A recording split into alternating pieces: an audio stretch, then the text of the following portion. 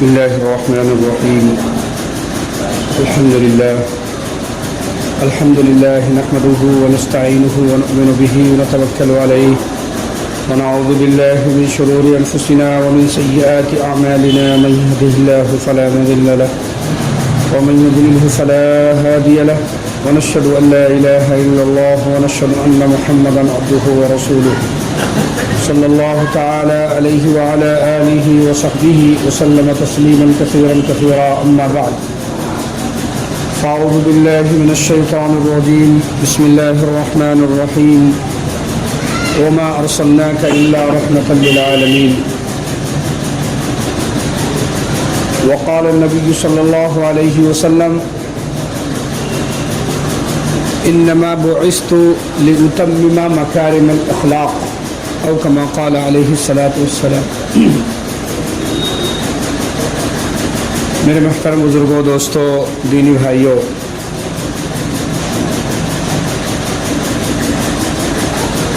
اللہ تعالیٰ نے ہم پر بڑا احسان کیا ہے، بہت ہی کرم فرمایا کہ ہمیں ایمان کی دولت سے مالا مال کیا، اسلام کے ذریعے ہمیں عزت عطا فرمائی، اور خاص جو کرم اللہ رب العالمین نے ہم پر کیا ہے وہ یہ ہے کہ امام الانبیاء، سرور کونین، تاجدار مدینہ، سید الاولین والآخرین، شفیع المذنبین،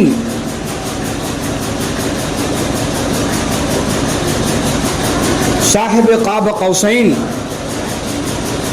تاجدار مدینہ جناب محمد رسول اللہ صلی اللہ علیہ وآلہ وسلم کی امت میں پیدا فرما دیا۔ یہ بہت بڑا انعام اور بہت بڑا انعام ہمارے ساتھ ہوا۔ میرے دوستو عزیزو، اگر ہم اس پر بھی ہر وقت شکر کرتے رہیں اللہ کا، تو شاید کہ ہماری زبان خشک ہو جائے اور شکر کے اعمال و الفاظ ہمارے پاس ختم ہو جائے، لیکن اللہ کا اس پر شکریہ اور اس کا احسان کم نہیں ہوگا۔ یہ جو احسان کیا ہمارے اوپر، آخری نبی کی امت میں، امام الانبیاء سرور کونین کی امت میں ہمیں پیدا فرمایا۔ وہ آخری نبی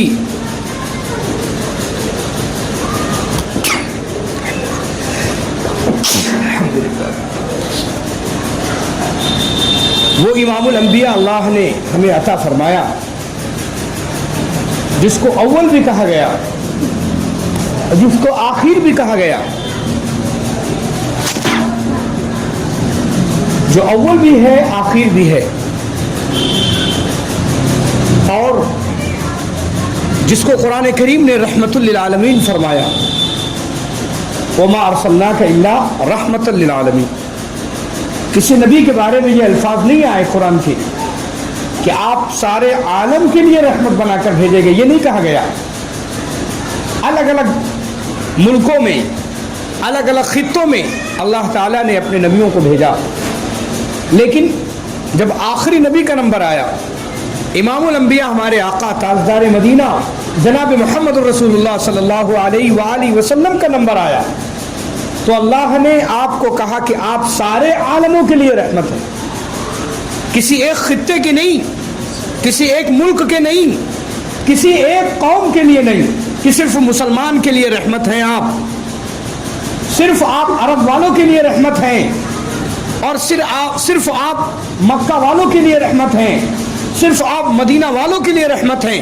اللہ نے یہ نہیں فرمایا، اللہ نے کہا رحمت للعالمین، آپ سارے عالمین، جتنے عالم اس کائنات میں بستے ہیں، چاہے وہ آسمان کے اوپر کا عالم ہو، چاہے زمین کا عالم ہو، اور چاہے زمین کے نیچے کا عالم ہو، آپ سب کے لیے رحمت للعالمین ہے۔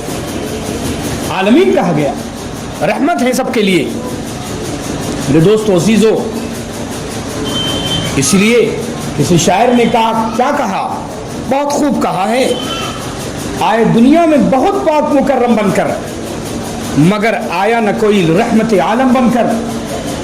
دنیا میں بہت پاک ہستیاں آئیں، بہت پاک ہستیاں آئیں، مقدس ہستیاں آئیں، انبیاء کرام کا پورا سلسلہ 1,24,000 کم و بیش یہ ہستیاں پاکیزہ اور اچھی ہستیاں آئیں، مبارک ہستیاں آئیں، لیکن ان میں سب سے پاک و مکرم جو آیا ہے وہ ہمارے آقا تاجدار مدینہ رحمت للعالمین جناب محمد رسول اللہ صلی اللہ علیہ وسلم کی ذات گرامی۔ درود شریف پڑھ لیں، اللہم صلی علی سیدنا و نبینا محمد وعلی آلہ وصحبہ اجمعین۔ میرے دوستو عزیزو، ربیع الاول کا چاند نکلنے والا ہے، آج سفر کی 30 تاریخ ہے، کل انشاءاللہ ربیع الاول کی پہلی تاریخ ہوگی۔ میرے دوستو خاص طور سے یہ ماہ مبارک ہے، اس لیے مبارک ہے کہ اسی ماہ مبارک کی میں امام الانبیاء تاجدار مدینہ امام الانبیاء جناب محمد رسول اللہ صلی اللہ علیہ وسلم تشریف لائے ہیں۔ اور کب آئے، کہاں آئے؟ میرے دوستو عزیزو، جب ظلم کی تاریکی تھی، جب پوری دنیا تاریک تھی، اندھیرا تھا، اس اندھیرے کو ختم کرنے کے لیے اللہ نے امام الانبیاء سرور کونین کو بھیجا کہ اے پیغمبر، آپ اپنی تعلیمات کے ذریعے اور قرآن کے ذریعے پوری انسانیت کو آپ روشنی دے دیجیے۔ آپ روشنی لے کر آئے کہ تو نے محمد سے وفا تو ہم تیرے ہیں، کہ تو نے محمد سے وفا تو ہم تیرے ہیں، یہ جہاں چیز ہے کیا، لوح و قلم تیرے۔ قوت عشق سے ہر پست کو بالا کر دے، قوت عشق سے ہر پست کو بالا کر دے، دہر میں اسم محمد سے اجالا کر دے۔ میرے ایسی ہستی، ایسا نبی، پیارا نبی اللہ نے ہمیں عطا فرمایا۔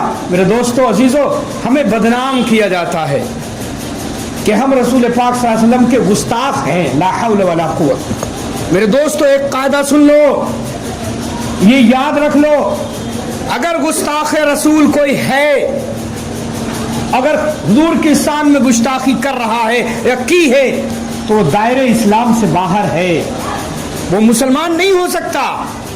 سوچنا بھی، کرنا تو بہت بڑی بات ہے، گستاخی رسول سوچنا بھی اسلام سے باہر کر دیتا ہے۔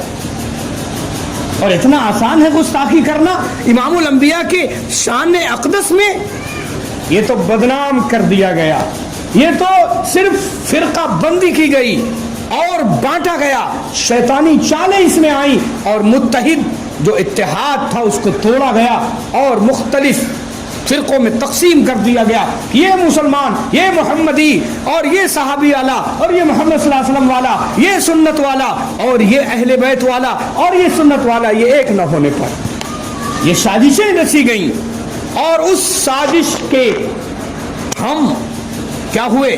شکار ہو گئے، ہم شکار ہو گئے ان سازشوں کے۔ ہم ایک دوسرے کے پیچھے نماز پڑھنا پسند نہیں کرتے، جماعت کا ثواب توڑ دیں، ختم ہو جائے، لیکن ہم نماز نہیں پڑھیں گے۔ یہی محمد صلی اللہ علیہ وسلم کی تعلیم، اللہ کے پیغمبر۔ میرے دوستو اس طرح آئے ہیں، ایسے حالات میں آئے ہیں۔ میں چاہتا ہوں کہ اس ہفتے آپ کے سامنے وہ حالات رکھوں جس حالات میں امام الانبیاء تشریف لائے۔ عرب اور پوری دنیا کا کیا حال تھا، اس کو مورخین نے زمانے جاہلیت کہا ہے۔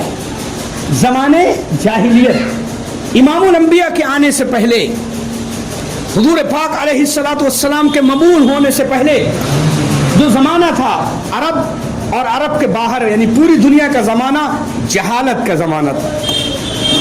ایسی جہالت، کیسی جہالت تھی؟ ایسی جہالت، میں اشارہ کرتا ہوں، آپ اس کو نوٹ کرتے جائیں۔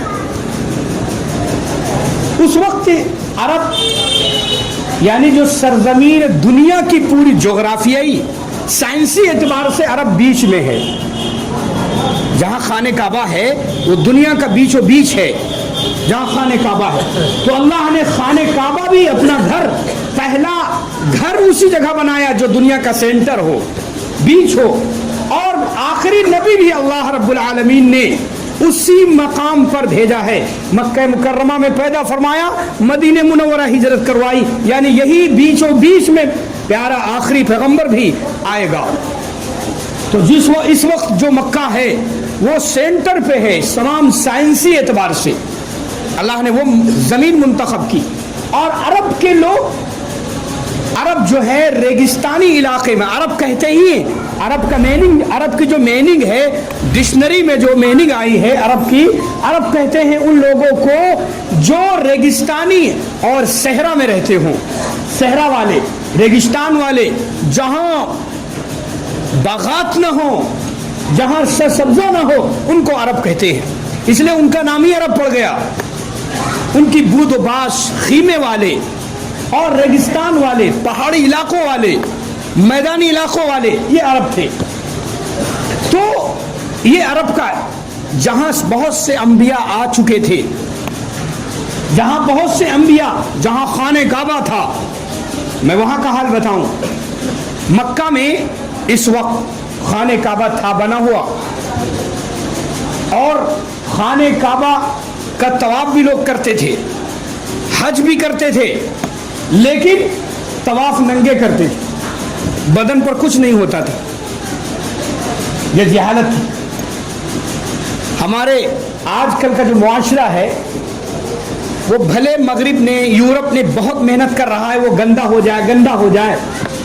یورپ بہت محنت کر رہا ہے کہ انسان کپڑوں سے باہر نکل آئے، عورتیں کپڑے سے باہر نکل آئیں، مرد کپڑے سے باہر نکل آئے، بڑی محنت ہو رہی ہے، لیکن پھر بھی ایک چھوٹا سا بچہ بھی وہ ننگا محسوس نہیں کرے گا، وہ کہے گا کہ ننگا ہو سو ننگے ہم رہے، یہ ہو نہیں سکتا، یہ تو شرم و حیا ہے، اس لیے ننگا نہیں رہتا، اس لیے کہ یہ فطرت ہے انسان کی۔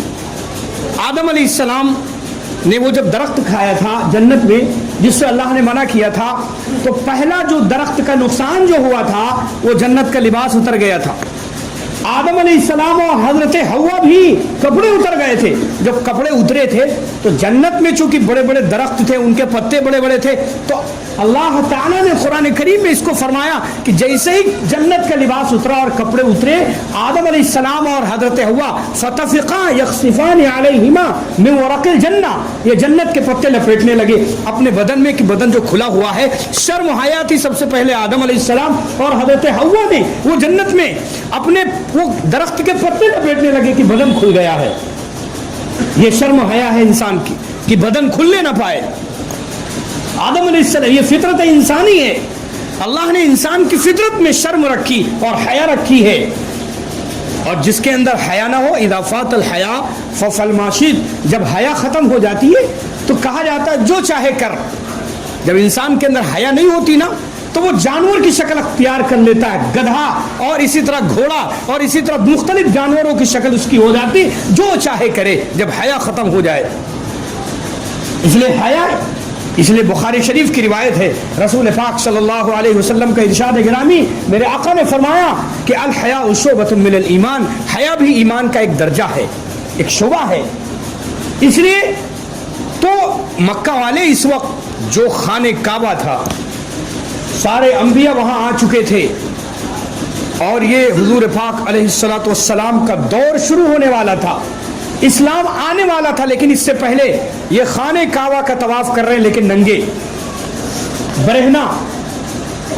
اور کیسے خانہ کعبہ کا طواف کر رہے ہیں ننگے بالکل، اور بہت اچھا لگ رہا ہے، کوئی سیٹی بجا رہا ہے، کوئی تالی، وما کان صلاتهم عند البیت الا بکاء وتصدیہ، اللہ نے قرآن میں فرمایا کہ سیٹیاں بجتی تھیں اور تالیاں بجاتے تھے خانہ کعبہ کا طواف کرتے ہوئے۔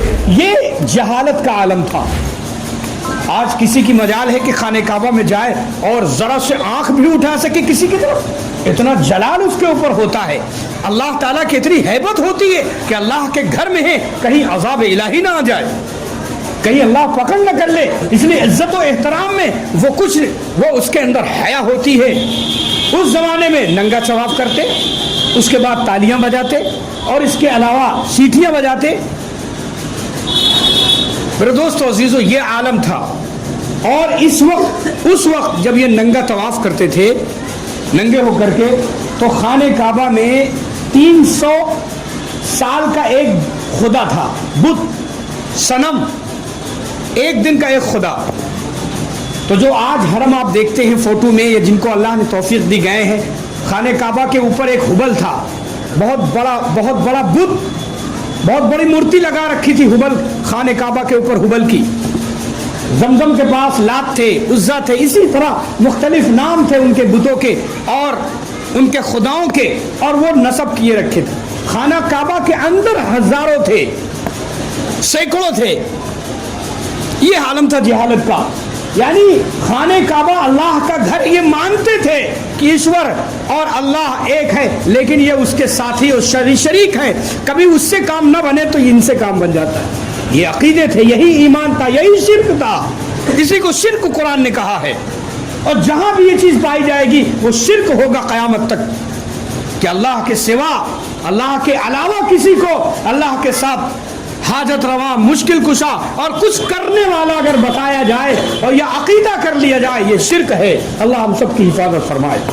कुरान करीम ने इसको कहा, वमन यकफुर, फरमाया कि इन्नल्लाह ला यगफिरु अन युशरक बिही व यगफिरु मा दून ज़ालिका लिमन यशा, कि अल्लाह शिर्क करने वालों की क़यामत के दिन माफ़ी नहीं करेगा। तो यह मुकम्मल तौर पर खुलेआम शिर्क होता था खाने काबा के अंदर। और जहालत के ये आलम था कि रास्ता चलने, गुर्बत भी थी। ज़्यादातर अरब वालों का कारोबार था, मक्का वालों का कारोबार तो था, बहुत मुख्तसर तिजारत करते थे। कोई बहुत सी चीज़ें तैयार, मक्के से मिला हुआ यमन का इलाका है, यमन में सूत की बुनाई होती थी और सारी अरब की औरतें सूत काटती थी। सूत, अल्लामा शफीउर रहमान मुबारकपुरी ने ये लिखा है अपनी किताब में कि ज़्यादातर अरब लोगों का, मक्का वालों का काम, मदीना वालों का काम क्या था? जो गरीब थे वो सूत काटते थे, चरखा चलाते थे और उनकी रोजी रोटी इसी से चलती थी। चरखा चलाने के बाद रोजी रोटी चलती थी। तो ज़्यादातर औरतों का जो काम थे अरब वालों के, वो सूत काटना। इसके अलावा कुछ कारोबार और मुख्तलिफ छोटे मोटे कारोबार थे, मेहनत, खेती बाड़ी थी मुख्तसर, और इसी तरह खुशबू का कारोबार कुछ करते थे, लोबान वगैरह ले जाते। तो छोटे मोटे कारोबार थे, लेकिन सूत और कपड़े का कारोबार बहुत था। यमन में चादरें तैयार होती, कपड़ा तैयार होता, ऊन तैयार होता, तो वो वहां से सप्लाई करते और पूरे जो है मदीना और मक्का में सब तकसीम हो जाता और तिजारत होती थी इसकी। तो इस तरह इनके छोटे छोटे काम थे, बहुत बड़े काम नहीं थे, ये न बहुत बड़े माल वाले थे। लेकिन जहालत के आलम था कि अगर रास्ता चल रहे, खून पड़ा हुआ है तो उसको चाट लेते। क्या बेहतरीन ग़िज़ा है, खून चाट लिया करते थे। और इसके अलावा लड़कियां, किसी की लड़की पैदा होती तो बड़ा आर महसूस करता था कि अब तो हमारे लिए बड़ी बदनसीबी की बात है, लड़की पैदा हो गई, अब हम क्या करें। तो मियाँ बीवी, माँ तो राजी नहीं होती थी माँ, लेकिन बाप जो मुआशरा था उस मुआशरे के मुताबिक बाप ये करता कि वो इंतज़ार करता कि लड़की थोड़ी बड़ी हो जाए, लड़की थोड़ी बड़ी हो जाए तो उसको गड्ढा खोद के मक्का के बाहर उसको हम दफन कर दें। ये उनका आलम था। तो बहुत सी लड़कियां ज़माने जाहिलियत में दफन की जा चुकी थी, जिंदा लड़कियां, जिंदा। वो चिल्ला रही होती, अब्बा ये क्या कर रहे हैं, आप मेरे साथ क्या मामला कर रहे हैं। लेकिन बाप मुआशरे के मुताबिक, दिल की कसावत के मुताबिक, दीन न होने की वजह से, जहालत के अंधेरे में डूबे होने की वजह से वो जिंदा दफन कर दिया करते, अपनी बच्चियों को गाड़ देते। कुरान ने भी इसको कहा है, रसूल पाक सल्लल्लाहु अलैहि वसल्लम ने भी इसको अपने हदीस में फरमाया। ये जहालत थी। जब सफर पे निकलते थे तो वो अपना खुदा साथ में ले लेते और कुछ फाल निकालते थे। फाल समझते हैं? हमारे यहाँ फाल क्या है कि हम सफर के लिए निकलते हैं, बिल्ली सामने से गुजर जाए तो बहुत से लोगों का अकीदा है कि रास्ता काट गया, अब सफर नहीं करना। यही हाल था मुशरिक लोगों का। वो जब सफर निकलने से पहले तीर निकालते थे और उसमें लिखा होता कि सफर करूं, अगर वो निकल आता तो सफर करते, और उसमें लिखा होता ला तुसाफिरू, सफर ना करो तो सफर नहीं करते थे। ये जहालत थी। यानी चीजों पर सफर का करना, अल्लाह से नजरें हटा करके, अल्लाह ताला ईश्वर से, अपने गॉड से, अपने अल्लाह से नजरें हटा करके बंदो चीजों पर नजर थी कि अगर ये होगा तो हम नहीं करेंगे, ये कहेगा तो हम करेंगे सफर। जादू का बड़ा जोर जारा था, इसको कहते थे कहानत। ہر شخص بس اندھیرے میں تھا، مرد ہو یا عورت، عقیدے خراب، ایمان اللہ سے ہٹا ہوا، مختلف خداؤں کا تصور، اور عجیب حالت تھی۔ عورت کو بیچی جاتی تھی، خریدی جاتی تھی، عورت خریدی اور بیچی جاتی تھی، اور عورت کو سمجھتے ہی نہیں تھے کہ بعض لوگوں نے تو انکار کر دیا تھا کہ یہ انسان ہی نہیں، یہ جانور ہے، لہذا جانور جیسے گدھوں اور کھچروں جیسا معاملہ کرتے ہیں، عورت کے ساتھ وہی معاملہ ہوتا۔ زمانے جاہلیت، میرے آقا کی چہیتی بیوی اما جان عائشہ صدیقہ رضی اللہ عنہا کہتی 4 طریقوں سے نکاح ہوتے تھے عرب میں، 4 طریقوں سے۔ میں اس لیے بتا رہا ہوں تاکہ آپ سمجھیں کہ یہ زمانے جاہلیت تھا، اسلام نے آپ کو کیا دیا، قرآن نے آپ کو کیا دیا، امام الانبیاء جناب محمد رسول اللہ صلی اللہ علیہ وسلم کی ذات گرامی نے آ کر آپ کو کیا دیا ہے۔ آپ کتنے بڑے دولت والے ہیں آپ سمجھتے نہیں، آپ سمجھتے ہیں کہ ہم تو فٹیچر ہیں، ہمارے پاس اچھے کپڑے نہیں، گھر میں صحیح کھانے کو نہیں، اس لیے ہم بیکار ہیں۔ نہیں، آپ بڑے قیمتی ہیں لیکن اس کی قیمت نہیں پہچان رہے۔ امام الانبیاء جناب محمد رسول اللہ صلی اللہ علیہ وسلم کے دین پر اگر صحیح آؤ گے تو تمہیں قیمت معلوم ہوگی، جیسا کہ صحابہ کو اپنی قیمت معلوم ہو گئی تھی۔ اس لیے میرے دوستو، کم ہمت ہونے کی ضرورت نہیں، اے مسلمانوں کم ہمت ہونے کی ضرورت نہیں۔ آپ امام الانبیاء جناب رسول اللہ صلی اللہ علیہ وسلم کے امتی ہیں اور آپ کے کلمہ پڑھنے والے ہیں، لہذا اپنی اہمیت سمجھیے کہ وہ زمانے جاہلیت کے لوگ کیسے تھے، کیا ان کا حال تھا، اسلام نے آپ کو کیا دیا۔ تو 4 طریقے سے نکاح ہوتے۔ میرے آقا امی جان کہتی ہیں کہ ایک نکاح جو ہم کرتے کہ لڑکی کی طرف سے کچھ لوگ گئے، لڑکے کی طرف سے کچھ لوگ گئے، اور ایک تاریخ طے ہو گئی اور نکاح ہو گیا۔ یہ بہترین طریقہ، اسلام نے اس کو جاری رکھا۔ باقی 3 طریقے کاٹ دیے، ختم، کیوں؟ اس میں زنا تھا۔ پھر عائشہ صدیقہ امی جان کہتی ہیں کہ دوسرا طریقہ یہ تھا کہ 10 آدمی آتے ایک عورت کے پاس اور 10 اس سے ملاقات کرتے اور اس کے بعد چلے جاتے۔ پھر جب وہ بچے کی ولادت ہوتی سب کو بلاتی وہ عورت، کسی کی مجال نہیں تھی کہ کوئی نہ آئے، اور اس کے بعد جس کا نام لے لیتی کہتے یہ تمہارا بچہ ہے تو اس کا بچہ ہوتا ہو۔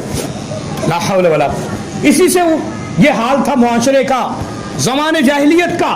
اور ایک روایت میں تیسرا چوتھا نکاح اس طرح ہوتا تھا ان لوگوں کی آپس میں کہ بہت سے مرد آتے اور ایک گھر میں گھس کے اور اس کے بعد سارے مرد اور عورت سے ملاقات کرتے، اور اس کے بعد پھر وہ جو بچہ بڑا ہوتا، کوئی کاہن آتا، کوئی جادوگر آتا اور کہتا یہ تیرا بچہ ہے تو وہ لے جاتا۔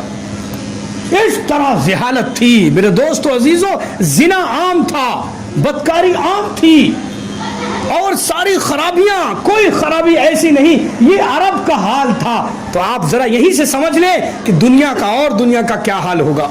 جہاں انبیاء آئے، جہاں مقدس ہستیاں آئی ہوں، وہاں یہ حال ہے زمانے جاہلیت کا، تو اور دنیا کا کیا حال ہوگا۔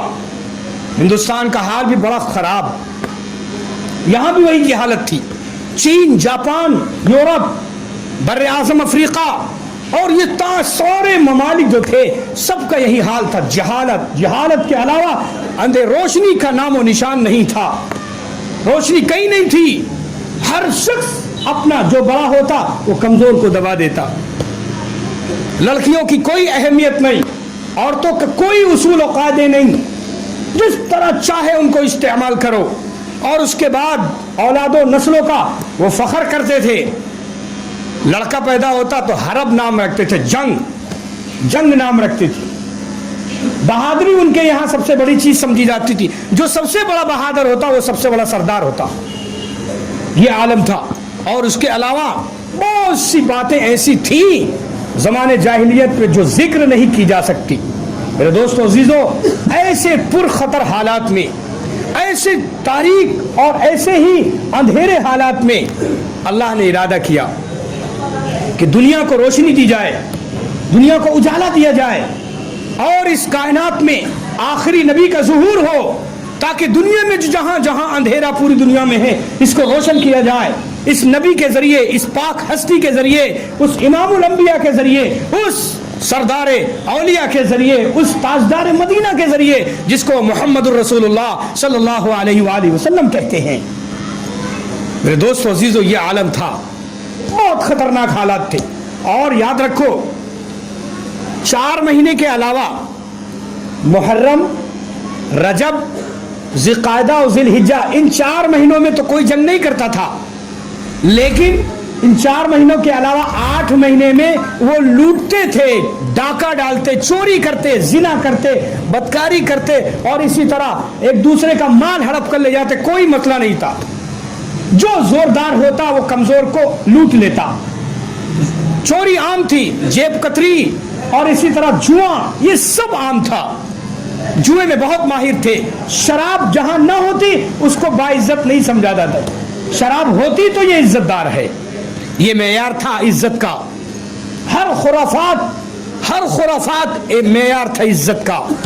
جہاں بھی خرافات پائی جائے وہ عزت دار ہو جائے. میرے دوستوں وہ زمانے جاہلیت کو آپ دیکھو، کمپرومائز کرو، موازنہ کرو تو آج کا ماحول بھی عزت دار کو عزت نہیں ہے، گنہگار کو عزت حاصل ہے. آج کے معاشرے میں آج جو دادا ہو اور جو بڑا کرمنل ہو جائے اور جو بڑا بھکاری ہو جائے اور جو بہت بڑا خونی اور بہت بڑا جو ہے جنرلی بہت بڑا جو ہے کرائم کرنے والا، برائی کرنے والا ہو، وہ سب سے اونچی کرسی پہ بیٹھتا ہے اور لوگ اس کو بڑا اہتمام کرتے. بہت اچھا آدمی ہے، بڑا عزت دار ہے، بہت اچھا آدمی ہے. یہ معیار ہے. اس زمانے میں بھی یہی معیار تھا کہ جو زیادہ کرمنل ہوتا، جو زیادہ برائی کرنے والا ہوتا وہ عزت دار سمجھا جاتا تھا. جو شراب زیادہ پیتا، جو زنا زیادہ کرتا، جو جوا زیادہ کھیلتا، کہتے وہ عزت دار سمجھا جاتا تھا اس زمانے جاہلیت میں. اور اس کے علاوہ ایک خاص بات، زمانے جاہلیت کی خاص بات وہ یہ کہ اللہ ہم سب کی حفاظت فرمائے. آج بہت حالات بالکل ویسے لگ رہے ہیں، بالکل جہالت عام ہو رہی. تعلیم کا نام و نشان کہیں نہیں تھا. مکہ میں کوئی استاد نہیں تھا کہ کوئی پڑھائے، کوئی مکتب ہو، کوئی مدرسہ ہو، کہیں نہیں. امام الانبیاء جناب محمد رسول اللہ صلی اللہ علیہ وسلم بھی کسی استاد سے نہیں پڑھے. یہ تو اللہ کا خصوصی انعام تھا کہ آپ امی ہوئے. اللہ آپ کو پڑھانے والا تھا، رب العالمین آپ کو جبرائیل کے ذریعے پڑھا رہا تھا، لیکن عام ماحول پڑھنے کا نہیں تھا، پڑھنے کی لکھنے کا ماحول نہیں تھا. جہالت تھی. اور ظاہر ہے جب پڑھنے لکھنا نہ ہو، تعلیم نہ ہو تو پھر کیا ہوتا ہے؟ جہالت آ جاتی. ایک چیز رکے گی، آگ ہوگی اور پانی ڈال دیا جائے تو آگ نہیں رہ پائے گی، وہ بجھ جائے گی. اسی طرح اگر دن ہو اور رات آ جائے تو پھر دن نہیں رک پائے گا، رات آ جائے گی. یا اگر رات ہو اور دن کا سورج نکل آئے تو پھر اب رات دونوں ایک ساتھ جمع نہیں ہو سکتی. لہذا تعلیم اگر ہوگی تو جہالت نہیں ہوگی. جہالت اگر ہے تو تعلیم کہاں؟ جہالت کہتے ہیں اسی کو ہے جہاں تعلیم نہ ہو. تعلیم نہ ہو. تعلیم جہالت کو دور کرنے والی ہے. زمانے جاہلیت میں تعلیم نہیں تھی، ایجوکیشن نہیں تھی، علم نہیں تھا، اس لیے پوری دنیا میں روشنی نہیں تھی، اندھیرا تھا. اس لیے میرے آقا جناب رسول اللہ صلی اللہ علیہ وسلم کا ارشاد گرامی، میرے آقا نے فرمایا انما بعثت معلما، میں معلم بنا کر بھیجا گیا ہوں. میں تعلیم دینے کے لیے میں ٹیچر بنا کر، معلم ٹیچر بنا کر بھیجا گیا ہوں. میں معلم بنا کر بھیجا گیا ہوں. لیکن افسوس یہ ہے کہ میرے آقا تو اپنے آپ کو معلم بتا رہے ہیں، اور تعلیم صحابہ نے حاصل کی تو بڑے اونچے ہو گئے. ہم ہیں تعلیم نہیں لے رہے تو ہم پیچھے جا رہے ہیں. میرے دوستو میں ایک مثال دے رہا ہوں. مغرب سے عشاء تک یہ جو درجے شروع کی گئے مسجد میں، مکتب، کچھ لوگ کچھ کام نہیں ان کا کوئی کام نہیں. ان کا صرف یہ ہے کہ علماء کی ٹانگیں کھینچو. کچھ لوگ ہیں امت میں طبقہ ایسا جو صرف علماء کی ٹانگیں کھینچتے کہ یہ کر کیوں رہے ہیں، یہ مکتب کیوں کھولا انہوں نے، یہ مدرسہ کیوں کھولا انہوں نے، ان کی ٹانگیں کھینچو، ان کو یہ مسجد میں کیوں لگے ہوئے ہیں، یہ دین کا کام کیوں کر رہے ہیں، ان کی ٹانگیں کھینچو. صرف یہ امت کے منافق ہیں. اس زمانے میں بھی یہی تھے، صحابہ کی ٹانگیں کھینچتے تھے، لیکن اللہ کے پیغمبر ان کو سمجھاتے تھے صبر کرو، اپنا کام کرتے رہو. آج بھی مکتب، علم کی روشنی کوئی لے کے چلے، یہ مدرسے والے کھا رہے ہیں. میرے دوستو ایک بزرگ اللہ والے سے جو اس دنیا میں آج نہیں ہے، اس سے کسی نے پوچھا کہ آپ مدرسے والے تو پیسہ کھاتے، کوئی کام ہی نہیں کر رہے، آپ کہیں کوئی پروفیسر، کوئی ڈاکٹر نہیں ہو پا رہے؟ اور کوئی پروفیسر نہیں ہو پا رہے, بڑے انجینئر, آپ تو مدرسہ ہائے مدرسہ. تو حضرت نے فرمایا تھا, اس وقت اس روئے زمین پر نہیں انتقال کر گئے اللہ والے, اللہ ان کی مغفرت فرمائے. کہنے لگے ہاں چلو ٹھیک ہے, علماء کچھ نہیں کر رہے ہیں جیسا کہ آپ کر رہے ہیں, علماء کچھ نہیں کر رہے ہیں جیسا کہ آپ کہہ رہے ہیں, لیکن ایک کام علماء کرام ضرور کر رہے ہیں, اور وہ یہ ہے کہ قیامت روکے ہوئے. کیا کہہ رہے ہیں؟ قیامت روکے ہوئے ہیں. اگر یہ مدارس و مکاتب و مسجدیں نہیں ہوں گی تو اللہ کا نام نہیں لیا جائے گا اور قیامت آ جائے گی. اس لیے یاد رکھو, علماء پر نگاہیں غلط اٹھانے والوں, اپنی نگاہیں کو نیچے رکھو, ورنہ تمہاری نگاہیں کھینچ لے گا اللہ, اندھا کر دے گا تمہیں. آج علماء پر اعتراض, ہر چیز میں اعتراض علماء پر, حفاظ کرام پر, یہ کچھ نہیں کر رہے. ارے قیامت روکے ہوئے. میرے آقا نے فرمایا, کیا ارشاد گرامی, میرے آقا نے فرمایا کہ جب تک قیامت قائم, لا تقوم الساعة حتى يقال في الارض اللہ اللہ, قیامت قائم نہیں ہوگی اس وقت تک جب تک کہ اس زمین پر اللہ اللہ کہا جائے گا.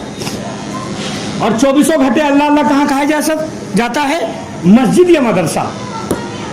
آپ دکان پہ کھڑے اللہ اللہ کہتے ہیں, ذرا پوری دنیا کا آپ سروے کیجئے, کتنے دکاندار اور بزنس مین ہیں جو سامان خریدتے اور بیچتے ہوئے اللہ اللہ کہتے؟ نہیں ملیں گے. وہ تو دکان میں مست ہیں, گھروں میں عورتیں اپنا مست ہیں. یہ جو اللہ اللہ کہا جاتا ہے یہ مسجد اور مدرسہ ہے. ہر وقت وہاں آپ مدرسے کے سامنے کے ذریعے قرآن کی آواز آتی, 24 گھنٹے آئے گی.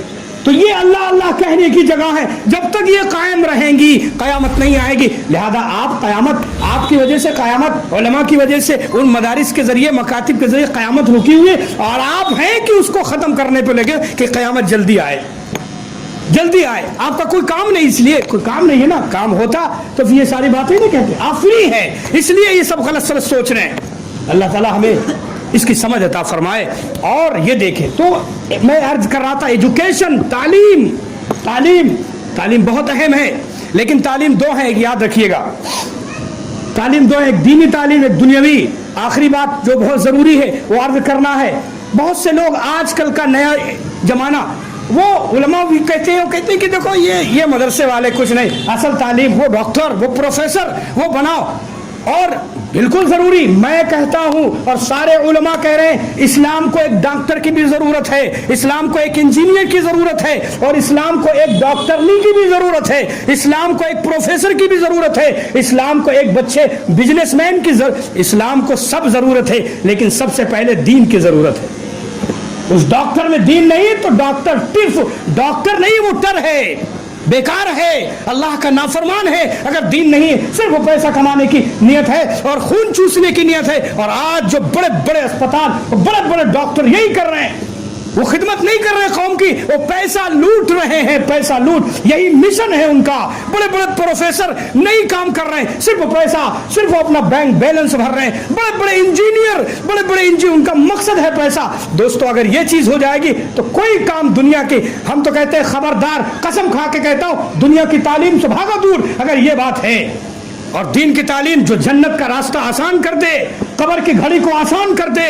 اور اسی طرح قرآن کی تعلیم, دین کی تعلیم, ایمان کی تعلیم جو آپ کی قبر کو آراستہ کر دے گی, جو آپ کی قبر کو روشن کر دے, جو آخرت کی منزلوں کو آسان کر دے, جو حشر کے میدان میں جواب دہ ہو جائے, وہ تعلیم حاصل پہلے ہے اور وہ ہے مکتب کے ذریعے, علماء کے ذریعے حاصل ہوگی. اس لیے اپنے بچوں کو مکتب میں آپ انگلش میڈیم پڑھائیں, ہندی میڈیم پڑھائیں, ایجوکیشن ضروری ہے, لیکن اس سے پہلے آپ اپنے بچے کی فکر کریں کہ یہ قرآن پڑھا ہے کہ نہیں پڑھا ہے, یہ اللہ کی کتاب پڑھ پا رہا ہے کہ نہیں پڑھ پا رہا ہے, یہ پارہ پڑھ رہا ہے کہ نہیں پڑھ رہا, یہ اللہ کو ایک مان رہا ہے کہ نہیں مان رہا ہے. ہاں یاد رکھو, یہ بے نمازی تو نہیں ہے, یہ بے نمازی تو نہیں ہو رہا ہے, یہ جوا تو نہیں کھیل رہا ہے, تعلیم حاصل کر یہ زنا تو نہیں کر رہا ہے کالجوں میں جا کر, یہ کالجوں میں لڑکے لڑکیاں ایک ساتھ رہتے ہیں, یہ زنا تو نہیں کر رہا ہے. آپ تعلیم اچھی پڑھائیں اور آپ کریں, یہ نونہار برباد ہو جائے, اللہ کا نافرمان ہو جائے, خبردار, ایسی تعلیم کی کوئی ضرورت نہیں.